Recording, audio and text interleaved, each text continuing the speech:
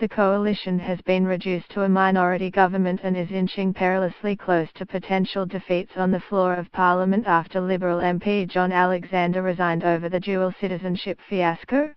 The resignation sets the scene for a dramatic conclusion to the year in Canberra and also increases the likelihood the eligibility crisis, which started in July, will extend well into 2018.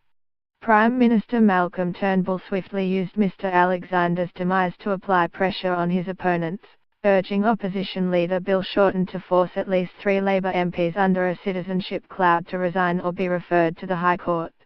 If more MPs resign or are referred to the court, a Super Saturday series of by-elections in February or March beckons. The coalition and Labour are still bickering over a disclosure scheme designed to bring the citizenship crisis to a head, but behind the scenes the two leaders' offices are talking and hopeful of compromise.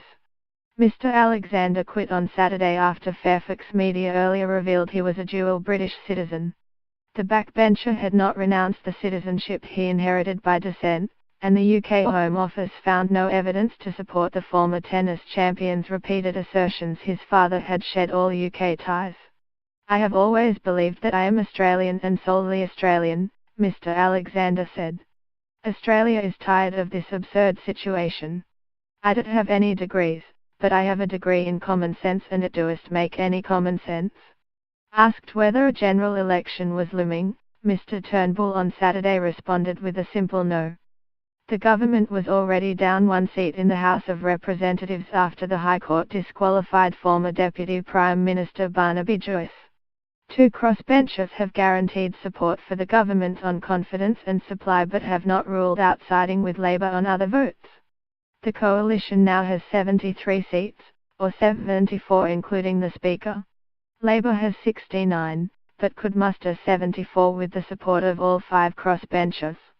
By convention the Speaker only votes in the event of a tie and his or her vote is to maintain the status quo. Crucially, Labour is still short of the absolute majority needed to suspend standing orders and put a no-confidence motion that could force the government to fall. However, it is possible that in the final 2 sitting weeks of the year it will use parliamentary tactics to combine with the crossbench, and win votes on individual pieces of legislation, such as a banking royal commission or reversing cuts to penalty rates. If successful, this would be seen as a sign the government has lost control of the parliament and could trigger an election.